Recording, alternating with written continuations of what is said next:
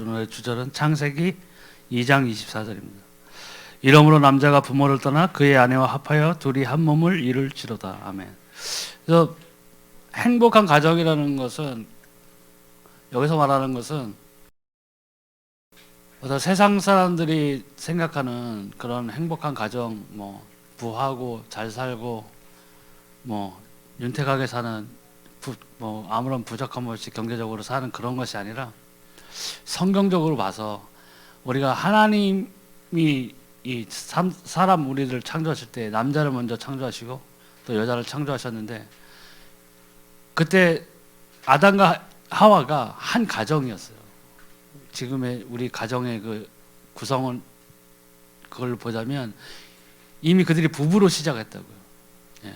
근데 그 부부로 시작한 아담과 하와가 하나님을 떠나서 문제가 이제 온 인류에 들어오게 된 것인데, 우리가 크리스찬이라면은, 우리가 하나님을 섬기는 그런 가정이라면은 회복의 역사가 있었는 거죠. 예. 경제적인 회복 뭐 이런 것도 좋아요. 좋지만 먼저 하나님과 붙어 있어야 돼요. 하나님께로 돌아가야 돼요. 하나님 만나야 돼요. 그것이 진정한 하나님 안에서 우리가 누려야 될 가정, 행복한 가정이라는 게 되겠죠. 그래서 부부는 한 몸 된 가정. 창세기 1장 27절, 하나님이 자기 형상 곧 하나님의 형상대로 사람을 창조하시되 남자와 여자를 창조하시고. 보시면 알겠지만 하나님께서는 자기의 형상대로 우리를 지으셨어요. 그렇기 때문에 여기다 자녀들이 있으신 분들인데, 자기의 자녀들이 엄마 아빠를 안 닮았다면 어떻게 되겠어요? 큰 문제가 생기겠죠. 정도 안 가길 거예요. 얘는 도대체 누굴 닮았는가? 예, 이런 고민에 휩싸일 수밖에 없을 거예요. 근데 하나님께서는 우리를 창조하실 때 하나님의 형상대로 창조하셨다는 거예요. 그렇기 때문에 우리를 바라보실 때 우리들이 얼마나 예뻐 보이겠어요? 사랑스러워지겠어요? 사단이 그래서 처음에 아담과 하와를 선악과로 유혹했던 이유도 생명을 못 갖게 하는 것이 가장 큰 주된 원인이었지만, 하나님께 쫓겨난 사단이 하나님의 형상대로 지음을 받은 창조물을 발견한 거예요.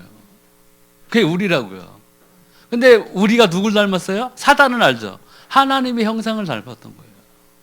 그러니까 사단이 가만히 있을 수가 없죠. 야, 저 하나님도 벅차 죽겠는데 이제 저 피조물들이 저 번성하여 수억, 수십억이 될 텐데 내 그 꼴 못 본다 해서 미리 그 생명을 차단시키기 위해서 선악과를 따먹게 한 거랍니다. 그래서 창세기 2장 22절에 24절에 보면, 여호와 하나님이 아담에게서 취하신 그 갈빗대로 여자를 만드시고 그를 아담에게로 이끌어 오시니, 아담이 이르되 이는 내 뼈 중에 뼈요 살 중에 살이라. 이것을 남자에게서 취하였은즉 여자라 부르리라. 또 마태복음 19장 4절 6절에 예수께서 대답하여 이르시되 사람을 지으시니가 본래 그들을 남자와 여자로 지으시고 말씀하시기를 그러므로 사람이 그 부모를 떠나서 아내에게 합하여 그 둘이 한 몸이 될지니라 하신 것을 알지 못하였느냐. 그런즉 이제 둘이 아니여 한 몸이니 그러므로 하나님이 짝지어 주신 것을 사람이 나누지 못할지니라 하시니. 예. 그래서 남자와 여자가 둘이 만나서 혼인을 함으로써 가정을 이루어지게 하는 것이 이 하나님의 섭리셨다고.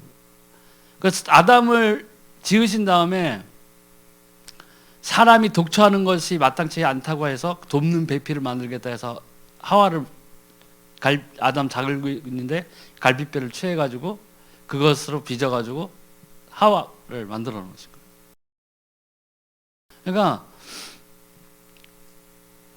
그 뭐랄까, 이런 그 부부가 되는 이런 비밀이, 그 비밀이 뭐냐면 우리가 하나님과 한 몸이 하나가 되어야 된다는 거예요. 예수 그리스도는 신랑이시잖아요. 근데 우리는 남자 여자 구분 없이 뭐예요? 그리스도의 신부라고요. 우리가 결국에는 이 하나님과 연합한 한 몸이 되듯이 우리는 그리스도와 한 몸이 되어야 돼요. 그것이 될 때에 이 가정의 역사에 우리가 살아가고 가정을 유지하고 가정을 이끌어 나가는 데에서 그게 원동력이 돼야 됩니다.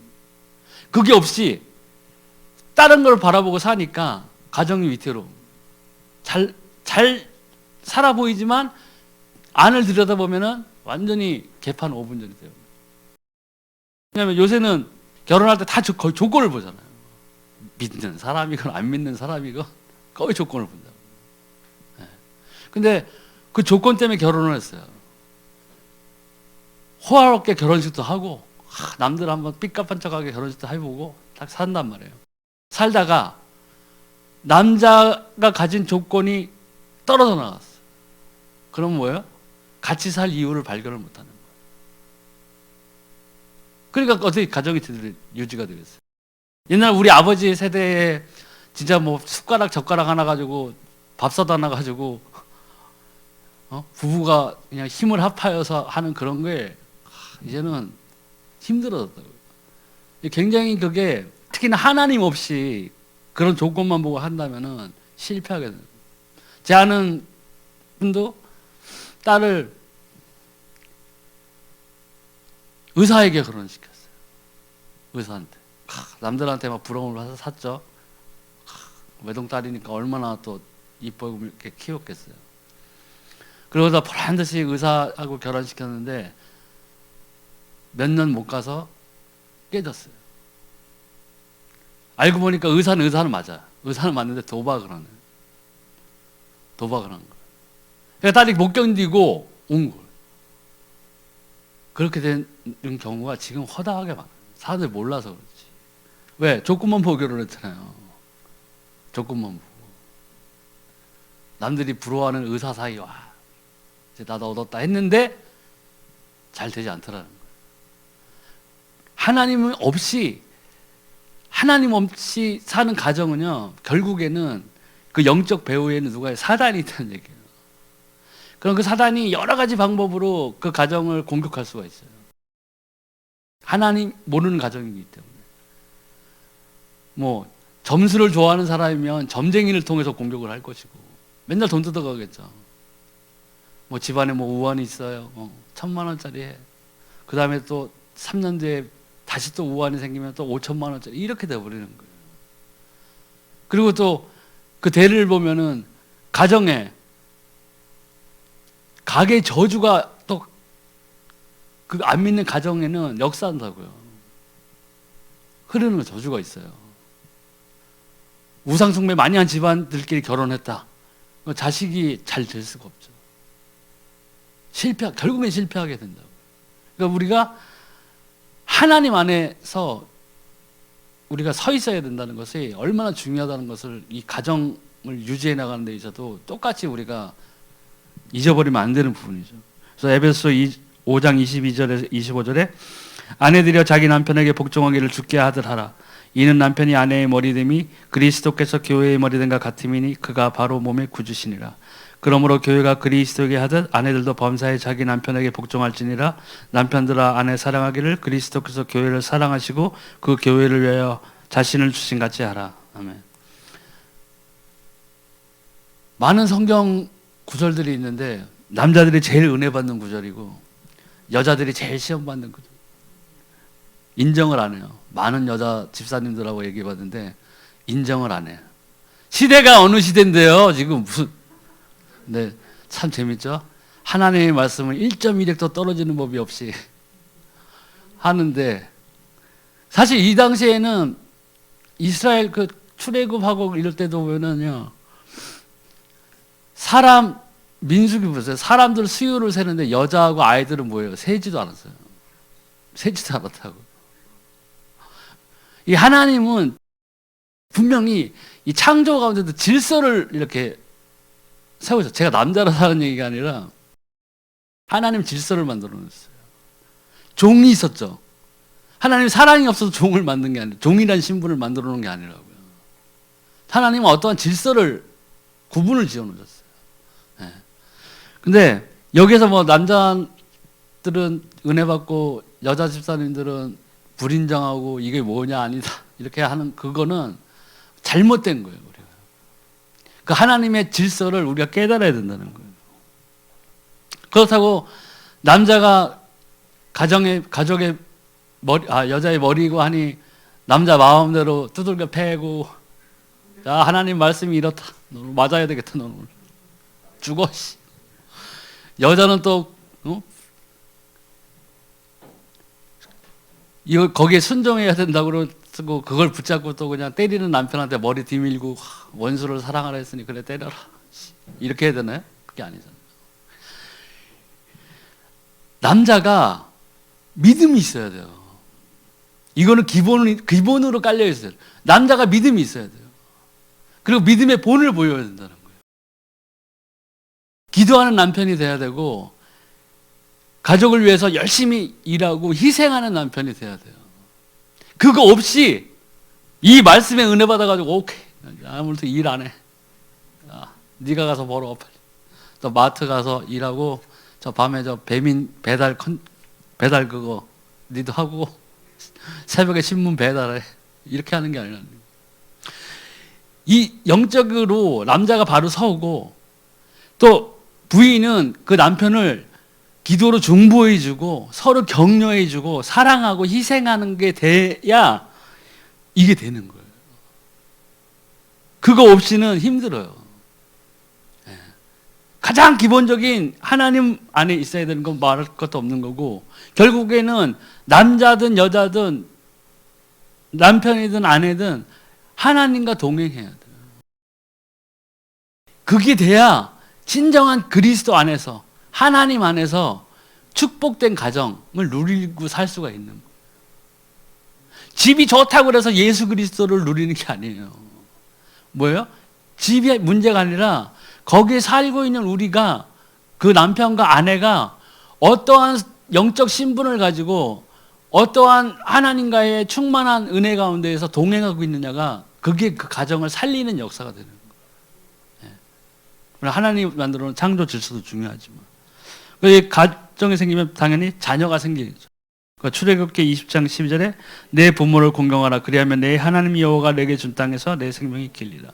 그러니까 하나님께서는 부모에게 잘하는 것도 분명히 하나님께서 만들어 놓은 창조 원리 중에 하나예요. 근데 많은 경우 후회하죠. 저도 엄청 후회했어요. 저희 어머니 보내고 난 다음에 잘한 거는 뭐 일도 없는 것 같아요. 내가 오직 엄마에게 준 기쁨은 출산의 기쁨. 그거 외에는 준 게 없는 것 같아요. 이게 아들이구나 해서 낳은 거. 그거 외에는 딱히 내가 엄마한테 기쁨을 준 일이 별로 없는 것 같아요. 눈물 흘리죠. 후회해요. 근데 후회해도 어떻게 해요? 소용은 없어요. 그나마 어머니가 돌아가시기 전에 병원에서 예수님을 만나고 돌아가신 그게 내가 어쩌면 마지막 해드린 그 효도라고 저는 생각해요. 하나님이 그나마 축복해 주신 것 같아요. 그렇듯이 이 가정은 남편, 아내, 그 다음에 부모가 돼서 또 부모가 되면 자녀가 당연히 생기겠죠. 이 테두리 안에 하나님이 만들어 놓은 이 창조 질서 안에서 돌아가야 되는데 계속 나오는 얘기지만은 뭐냐? 중요한 건 하나님과 함께 해야 돼. 하나님과 함께 하지 않는 것은 아무 소용이 없어요. 또 에베소 6장 1절 4절에 자녀들아 주 안에서 너희 부모에게 순종하라. 이것이 옳으니라. 내 아버지와 어머니를 공경하라. 이것은 약속이 있는 첫 계명이니 이로써 내가 잘되고 땅에서 장수하리라. 또 아비들아 너희 자녀를 노엽게 하지 말고 오직 주의 교훈과 훈계로 양육하라. 이것도 하나님이 가정을 이끌어 나가는 데 있어서 필요한 것들을 말씀해 주신 거예요. 그러니까 우리가 그 자녀들을 양육하고 제대로 양육했다면은 근데 기본은요, 자녀들을 제대로 양육해야 자녀들에게서 진정한 효도를 받을 수가 있어요. 자녀들을 훈계하라에 꽂혀가지고 계속 때려. 하나님께서 사랑하는 자에게 매를 드신다 하였다. 종아리 걷어. 죽도록 때려. 어떻게 되겠어요? 엄청 삐뚤어지겠죠, 얘가. 상처를 받는다고요. 그러니까 우리는 한 가지만 바라보면 안 돼요. 골고루 해야 돼요. 그래서 이 아이들한테도 먼저 본이 돼야 되는 거예요. 우리 엄마 아빠를 바라봤더니 야 정말 하나님 살아계신 것 같구나. 하나님이 우리 집에 안에 머리이시구나. 우리 엄마 아버지를 보니까 정말 하나님과 동행하는 것 같다. 기도응답이 우리 엄마 아빠는 오더라. 이거를 보여줘야 된다는 거예요. 그게 됐을 때 자녀들이 올바르게 양육될 수 있어요. 그리고 그 아이들이 컸을 때에 가식적인 것이 아닌 엄마 아빠한테 조금이라도 잘해야 내가 나중에 유산을 크게 받으리라 이런 생각이 아니라 하나님이 주신 이 계명으로 인해서 말씀으로 인해서 진심으로 엄마 아빠와 하나가 또 될 수 있는, 같이 기도응답을 나누고 기도 제목을 나누고 예수 그리스도로 인해서 기뻐하고 세상에 나아갔을 때도 세상을 이기는 그 믿음을 보여줘요. 그게 아니라 1년 365일 계속 싸운다 그냥. 찬송 열심히 드리고 기도 열심히 하고 집에 딱 오자마자 막 집어 던지고 싸우고. 그 목사님들 자녀들이 상처를 많이 받아요. 제 주변에 있는 사람들도 몇 명을 봤어요. 교회 안 나가요. 신앙생활 안 해요. 왜요? 어렸을 때 너무 상처를 받은 거예요. 어렸을 때 국민학교도 안 들어가는 아이들인데 어떻게 해요? 개척교회 때는 어떻게 해요? 신방 가져, 금요 차려 드리죠, 뭐 새벽 기도 드리죠, 다 끌고 다녀요. 근데 그 아이에게, 아이가 하나님을 못 만난 상태에서 그런 것들을 당하니까 이게 상처가 되는 거예요. 교회라면 지긋지긋한 거예요. 어렸을 때 너무 상처를 받은 거예요. 뭐요? 하나님을 아는 상태에서, 하나님을 만난 상태에서 그렇게 다녀야 아이가 하나님을 먼저 알기 때문에 그걸 수긍하고 받아들일 수가 있다고. 근데 그런 건 아무것도 없이 그냥 목사님 아들이고 딸이니까 당연히 얘네는 하나님의 아들, 자녀다 이런 생각을 가지고 막 그런데 다 데리고 다닌다고요. 내가 거기다 집에 오면은 또 강대상에서는 거룩한 또 목사님이시고 사모님이시고 성도들하고 아주 그냥 친하게 지내시고 격려해 주시고 칭찬해 주시는데 집으로 딱 들어오니까는 어떻게 돼요? 돌변이 확 되는 거예요. 이런 얘기를 어떻게 해요? 아이들이 듣는다고요. 계속 듣고 자라는. 그러면 어떻게 돼요? 머리가 커서는 교회에 대한 거는 아주 지긋지긋하게 다가오는. 안 가요. 절대 안 가요. 교회 교자도 얘기 못하게. 그런 상처들이 있어요. 근데 그런 것이 올바르게 바로 일단, 그러니까 하나님한테 앞에서 무조건 바로 서야 돼요. 남편이든 부인이든 같이 어떠한 경우든 하나님 앞에서 서야 된다. 거기서 같이 동행해 나가야 돼요. 성령의 인도를 따라서. 그다음에 같이 합심해서 기도해서 그 기도 응답을 통해서 거기에서 나오는 그 열매들을 뭐예요? 아이들한테 보여줘요. 그게 돼야 그 아이들도 자라나서 신앙에서 떠나지 않게 됩니다.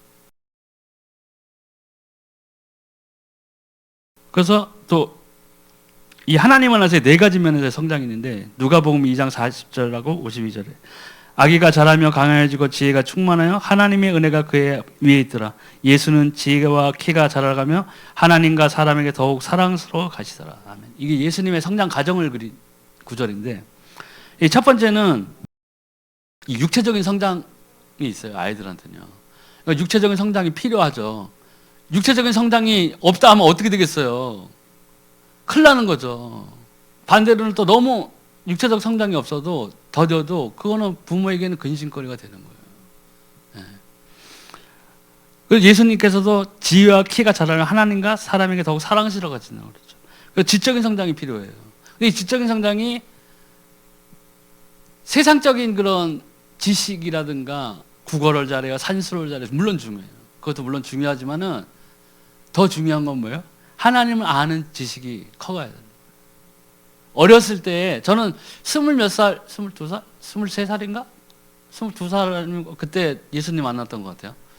그때 만났을 때 그것도 뭐 아주 늦지 않은 나이에 만나서 너무나 감사한 일이지만 그 하나님을 정말 7살, 8살, 9살, 10살 요때 만났던 사람들이라면 만났다면 그 학창 시절부터 해서 모든 것들을 하나님 안에서 얼마나 큰 축복을 누리면 살 수 있었겠어요.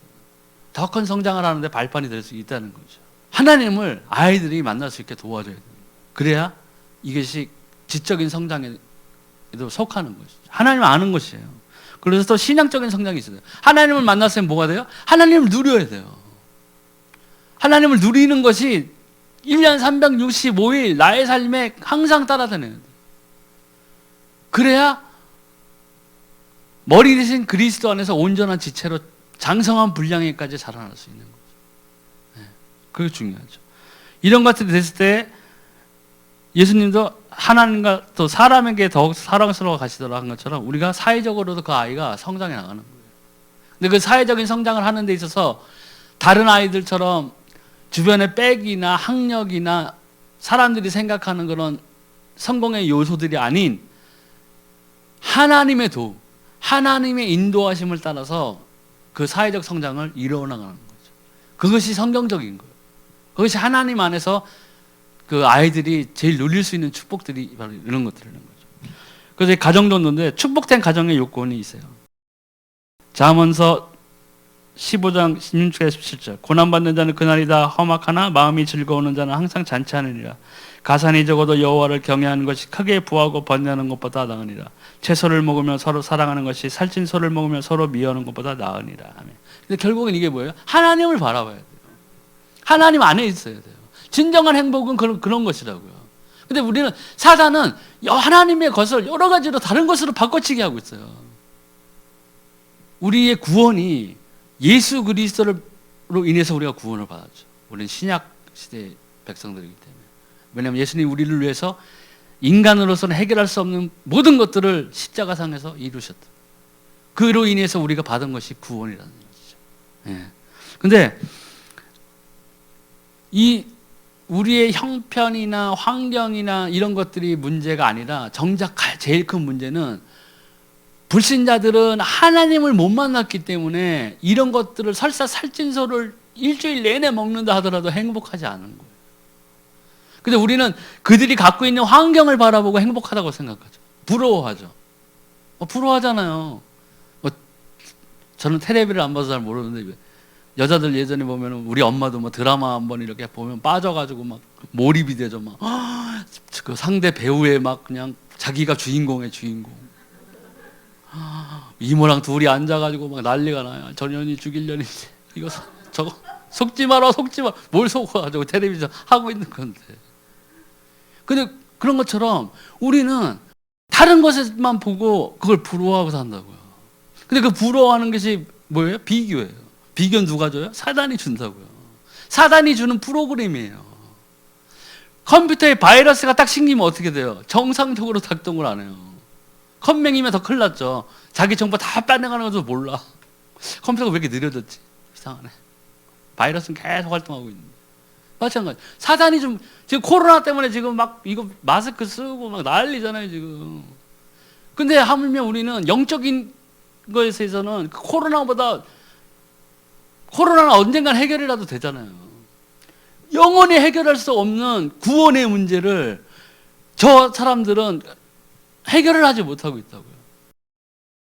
그런데 우리 믿는 자들은 또 그거에만 바라보는 게, 그 문제를 바라보는 게 아니라, 영적인 문제를 바라보는 게 아니라 그들이 누리고 있는 환경만 바라본다고요. 그걸 부러워한다고요. 비교한다고요. 아, 옆집 신랑은 벤츠 타고 다녔대. 에라이 씨, 내가 눈이 못 씌었지. 하나님 이러실 수 있어요? 뭘 이러실, 자기가 잘못해놓고. 그러니까 이 영적인 문제가 해결이 안 되면요, 계속 뭐예요? 생각의 전쟁이 일어나는 거예요. 생각의 전쟁. 해결할 수 없어요. 사단은 좋다고 계속 바이러스 심어주는 거예요. 근데 뭐예요? 거기에서 혼자 갈등하고, 혼자 상상하고, 혼자 결론 짓고 그러는 거예요. 그러니까 더 문제가 해결이 안 되는 거죠. 그래서 여기 하나님을 경외해야 돼요. 하나님을 경외한다는 게 뭐예요? 하나님 두려워하라는 얘기예요. 영문에 보면 fear라고 나와 있잖아요. 그 예수님 말씀하셨죠. 목숨만 가져갈 수 있는 사람들을 무서워하지 말고 능히 그 영혼을 지옥에 던지시는 하나님을 두려워하라고 하셨다. 근데 왜 하나님을 두려워하라고 했냐면요, 하나님을 두려워해서라도 그의 계명을 지키고 그의 말씀을 지키라는 거예요. 왜요? 그게 우리에게 유익이에요. 하나님을 무시하고 세상으로 달려나가면 끝이에요. 끝. The end라고. 난 몰라요.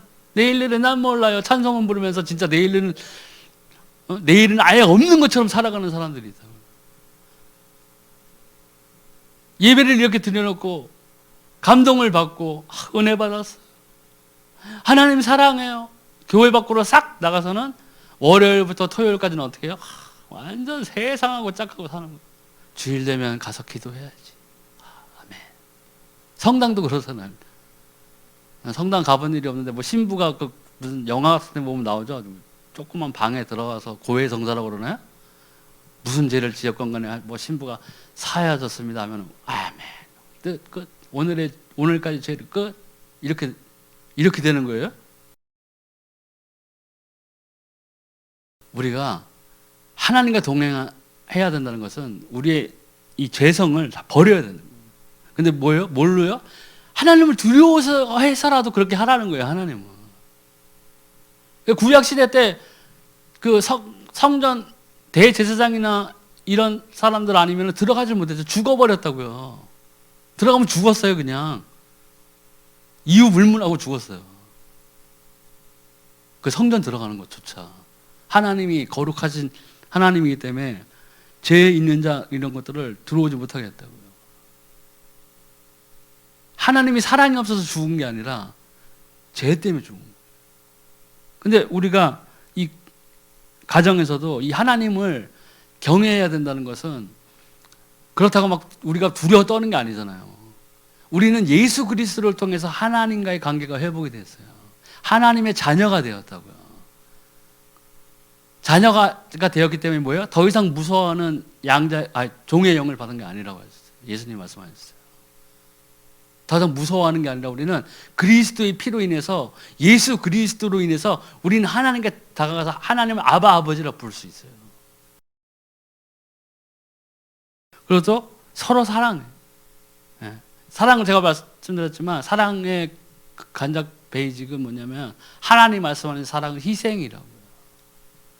내 것을 가지고 더 갖겠다 아니면 나를 더 위해 살겠다가 아니라 남편이면 아내와 자식을 위해서, 아내면 남편과 아이를 위해서 희생하고 이 하나님 앞에서 판단을 내릴 때 기준이 뭐가 돼야 되냐면 이게 복음에 유익한가?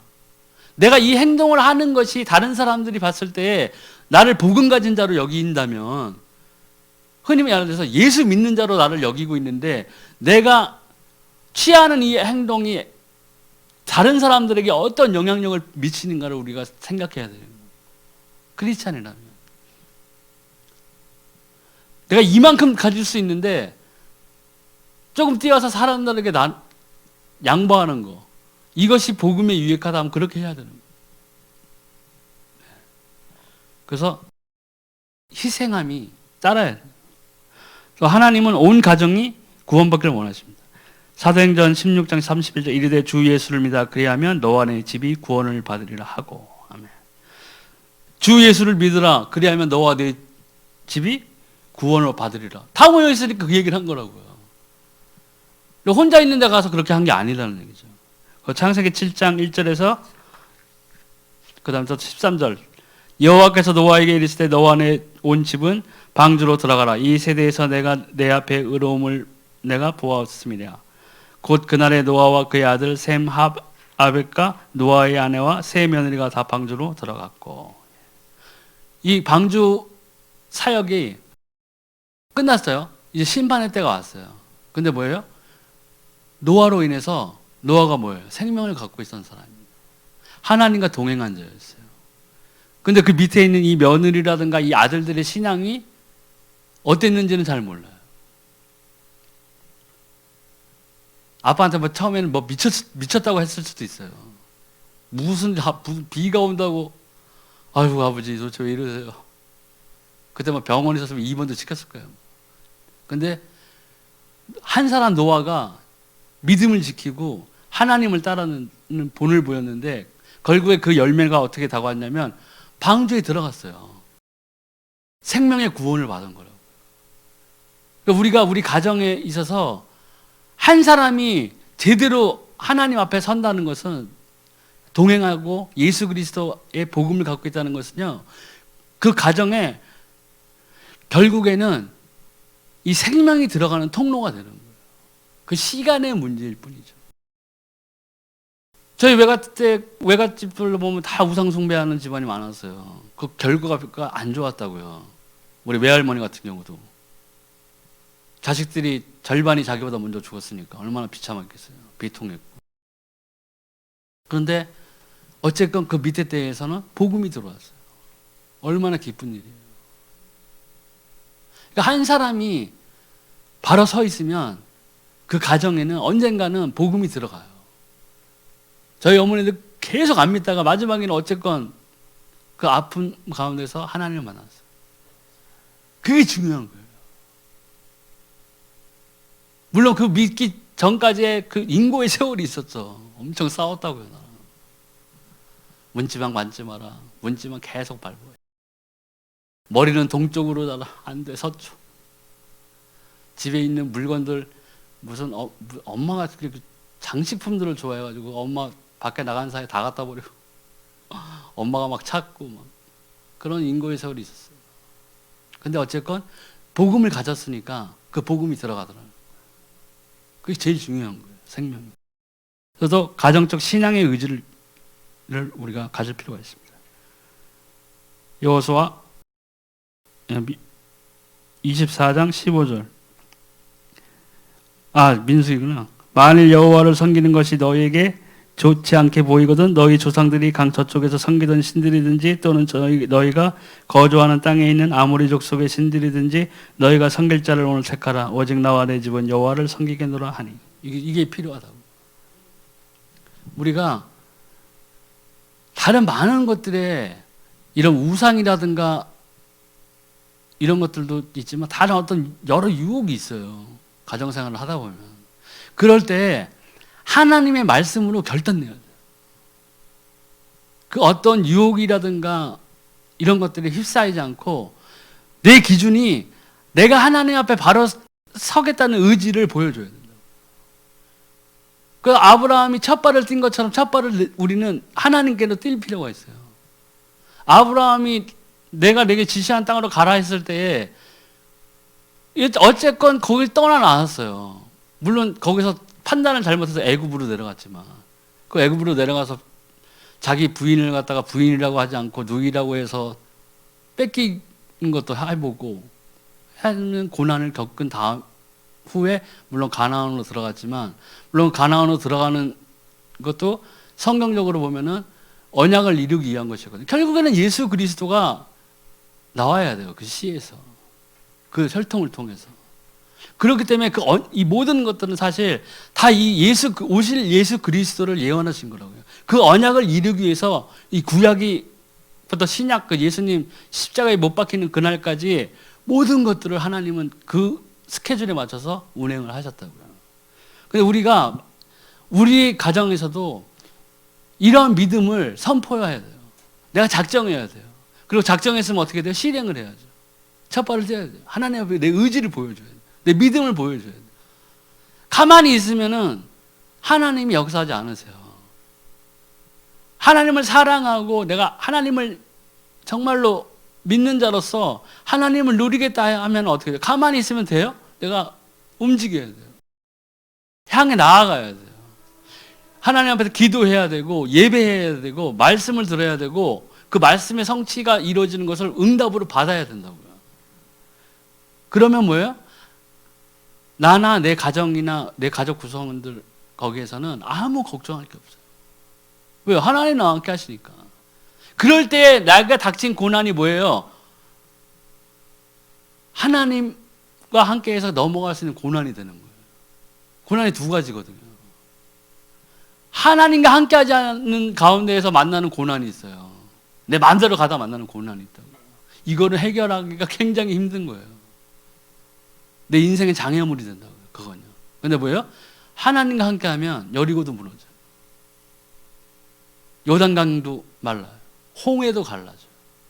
누구 때문에요? 나 때문인가요? 하나님. 하나님이 우리와 함께 하셔야 돼요. 네. 그래서 가정의 구원을 위한 노력도 있습니다. 사도행전 10장 1절에서 2절, 22절에서 24절. 가이사랴에 고넬료라는 사람이 있으니 이달리아 부데라 하는 군대의 백부장이라. 그가 경건하여 온 지방과 더불어 하나님을 경외하며 백성을 많이 구제하고 하나님께 항상 기도하더니 그들이 대답하되 백부장 고넬료는 의인이요 하나님을 경외하는 사람이라. 유대 온 족속이 칭찬하더니 그가 거룩한 천사의 지시를 받아 당신을 그 집으로 청하여 말을 들으라 하느니라 한데 베드로가 불러들여 유숙하게 하니라. 이튿날 일어나 그들과 함께 갈새 요바에서 온 어떤 형제들도 함께 가니라. 이튿날 가이사랴에 들어가니 고넬료가 그의 친척과 가까운 친구들을 모아 기다리더니. 이 고넬료라는 사람이 있었는데 이 사람은 하나님을 경외하고 백성도 많이 구제했어요. 그리고 하나님께 항상 기도를 했어요. 예. 근데 이 사람에게 이제 필요한 게 뭐였어요? 예수님 만나요. 성령을 만나야 된다. 성령을 기름 부음을 받아야 된다고. 제가 진정한 그리스도인이 되는 거죠. 예. 근데 이 고넬료가 이러한 마음가짐을 갖고 하는 것을 보고 천사가 베드로에게 왔죠. 그리고 그 왜 부정한 것들 만지지 못하는 그런 것들을 보여주셨죠. 바구니에 있는 걸 보여주셨죠. 근데 그 당시만 해도 베드로는 이방인들에게 가서 이 복음을 전하는 것을 이거는 아니라고 생각했다. 이스라엘에게서 유대인에게만 했다고요.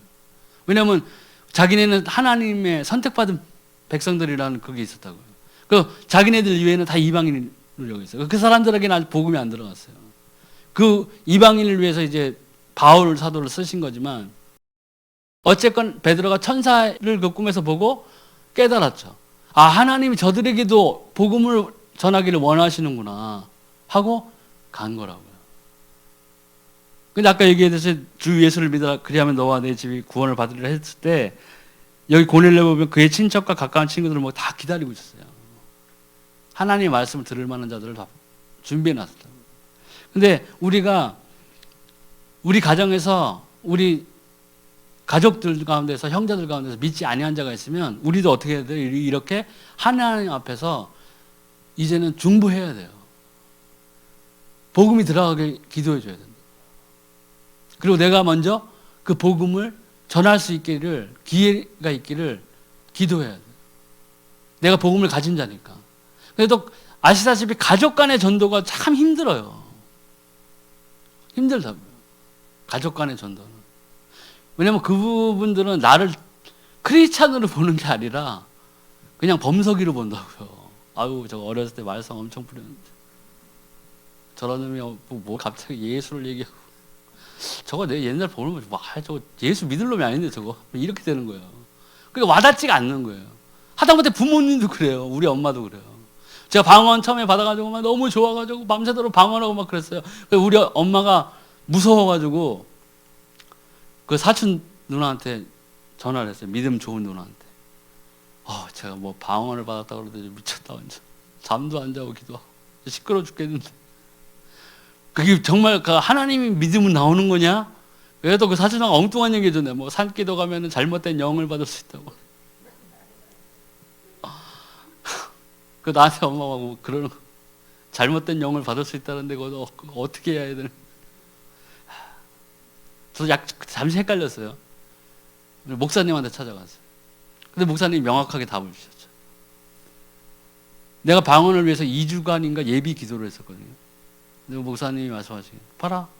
하나님께서 불신자들도 자기 자식에게 좋은 것을 골라주는데 하나님께서 범사경제가 구한 게 방언인데 딴 거 주셨겠느냐. 잘못된 영을 받는 걸 주셨겠느냐.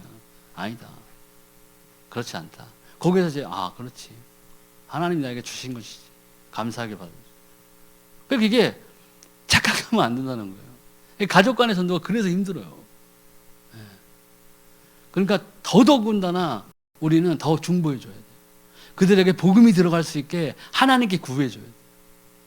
설사 나를 통해서는 아니더라도 다른 복음 가진 그 주변에 있는 사람들을 통해서 그 복음이 들어갈 수 있게, 그 생명이 들어갈 수 있게, 그게 최고의 선물이에요. 가족에게는. 어떻든 간에 복음을 받아야 돼요. 생명이 있어야 된다고요. 그런 다음에 천국에 가서 우리가 하나님의 나라에서 영원토록 그 하나님과 그리스도 예수와 또 하나님을 누리고 만났던 그 성도들과 그 우리의 가족들이었던 그 성도들과 같이 있는 거예요. 그거를 갖다가 얼마나 나중에 우리가 기쁨으로 받아들일 수 있겠어요. 지금은 가족 보면 어떨 때는 열통 나잖아요. 막 저것이 구원을 받으면 내가 열이 받을 것 같다. 저 지겨운 놈을 내가 천국에서 또 영영히 봐야 돼? 이게 아니라, 그게 아니라 그들에게 복음이 들어가요. 생명이 들어가요. 기도해줘야 된다. 그래서 우리가 이런 것들을 그들이 또 예수 그리스도를 만날 수 있게 되기를 기도하면서 그들에게 우리가 또 행동으로나 섬김으로나 마땅히 우리를 예수 그리스도 믿는 자로 여기게 해야 된다는 거예요. 그 구원을 위해서. 그래도 저 예수 믿더니 얘가 완전히 달라졌네. 굉장히 선하고 애가 아주 남들한테도 잘하고 뭔가 달라진 것 같네. 이런 걸 보여줘야 된다고. 저 예수 믿더니 저 악독함이 한 3배는 늘어나고 그럼 그렇지 저게. 이렇게 되면 어떻게 돼요? 복음의 문을 막아버리는 거예요. 우리 스스로 막는 거예요. 기도는 전도하게 해주세요 하나님 하는데 내 행동으로 막아버린다고. 그러니까 이게 잘못된 거죠. 또 사도행전 16장 13절에서 15절, 사도행전 10장 31절에서 34절. 안식일에 우리가 기도할 곳이 있을까요? 문 밖 강가에 나가 거기 앉아서 모인 여자들에게 말하는데 도아디라 하는 시에 있는 자색옷감 장사로서 하나님을 섬기는 루디아라는 한 여자가 말을 듣고 있을 때 주께서 그 마음을 열어 바울의 말을 따르게 하신지라 그와 그 집이 다 세례를 받고 우리에게 청하여 이르되 만일 나를 주 믿는 자라 알거든 내 집에 들어와 요하라 하고 강권하여 머물게 하니라. 그러니까 이게 바울 사도가 이제 각 지역마다 다니면서 이제 복음을 전파할 텐데, 보시면 하나님은 항상 바울이 가는 곳마다 그를 돕는, 그 사역을 돕는 사람들을 미리 예비해 놓으셨어요. 여기에서는 루디아라는 옷감 장사하는 여인을 하나님 예비해 놓으셨죠.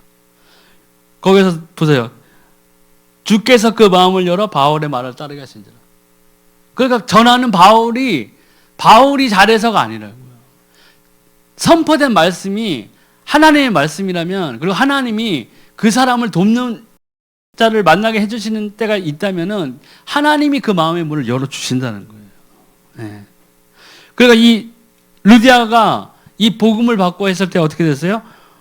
다 자기 집으로 바울을 데리고 간 거예요. 네. 그리고 거기에서 그 루디아 때문에 그 집이 다 세례를 받았어요. 네. 그리고 구원을 받은 거죠. 그리고 루디아가 그 구원을 받은 다음에 어떻게 됐어요? 복음을 받은 다음에 만일 나를 주 믿는 자로 알거든 내 집에 들어와 요하라고 강권하여 머물게 하니라. 복음을 받은 다음에 이제 바울을 도우려는 확실한 동역자로서의 역할을 하려고 했어요. 네. 이 루디아의 사례에서도 보면은 뭔가 준비되어 있어야 돼요. 내가 예비되어 있어야 돼요. 내가 포지션이 두 가지일 수가 있죠. 내가 복음을 전하는 자로서 내 가정과 내 가족들과 친척, 친구들에게 내가 복음을 전할 수 있는 포지션으로 서는 경우가 있는 것이고, 내가 그들을 위해서 중보하는 포지션으로 있을 수도 있는 거예요. 그러니까 어느 것을 둘 다 소홀히 하면 안 돼요. 내가 기도할 때 하나님께서 나를 통해서 주실 수도 있는 거예요. 그리고 다른 사람을 통해서 주실 수도 있는 거예요. 그러니까 우리가 일단은 그들을 위해서 기도해야 돼요. 계속 기도해 줘야 돼요. 그래서 이런 구원을 얻기 위해서, 하나님을 만나기 위해서 우리가 액션을 취해야 된다. 가만히 앉아 있으면 안 되는 거죠. 힘든 거죠. 그리고 보면 이르되 주 예수를 믿으라 그리하면 너와 내 집이 구원을 받으리라고 주의 말씀을 그 사람과 그 집에 있는 모든 사람에게 전하더라. 그 밤 그 시각에 간수가 그들을 데려다가 그 맞은 자리를 씻어주고 자기와 온 가족이 다 세례를 받은 후 그들을 데리고 자기 집에 올라가서 음식을 차려주고 그의 온 집안이 하나님을 믿음으로 크게 기뻐하니라. 여기서도 보시면은 이 간수 하나를 통해서 뭐예요? 그 온 집안에 있는 사람들이 하나님을 다 믿게 됐어요. 우리는 통로가 돼야 돼요. 하나님의 생명이 들어가는 통로가 돼야 된다. 가정이면 왜 주전자가 있잖아요. 주전자가 있는데 뚜껑이 막혀 있으면 어떻게 되겠어요? 물을 부을 수가 없잖아요. 근데 우리가 그 하나님의 생명이 들어가는 우리가 통로로 사용되어야 된다는 거죠. 그게 되면 뭐예요? 온전한 가정을 이루는데 하나님 앞에서 기뻐하는 가정, 하나님이 기뻐하는 가정, 하나님을 섬기는 가정이 되는데 그게 가장 필요하다는 것이죠. 그래서 하나님을 모시는 축복된 가정, 서로 사랑하며 행복한 가정을 이루도록 우리가 기도해야 됩니다. 그리고 특히 아직까지 구원받지 못한 가족들의 명단을 적고 매일 이들을 위하여 기도해야 합니다. 그래서 중보 기도가 이래서 중요하다는 거죠. 특히 다른 사람들을 위해서 기도하는 것도 물론 중요하지만 정말 사랑하는 내 가족들, 가족, 친구, 정말 친척들이 있다면 그 사람들을 위해서 우리가 기도하는 것이 마땅해요. 그래서 오늘은 이 행복한 가정, 특히 이 가정, 행복한 가정이라는 것은 제일 잊어버리지 말아야 될 건 결국 하나님과 동행해야 돼요. 하나님 안에 있어야 된다는 거예요. 그리고 하나님 안에서 내가 먼저 믿음의 본을 보여줘야 돼요. 그리고 내가 먼저 기도해야 돼요. 내가 먼저 남편이면 아내를 위해서 먼저 기도해야 되고 아이들을 위해서 기도해줘야 돼요. 아내면 또한 남편을 위해서 기도하고 아이를 위해서 기도해야 되죠.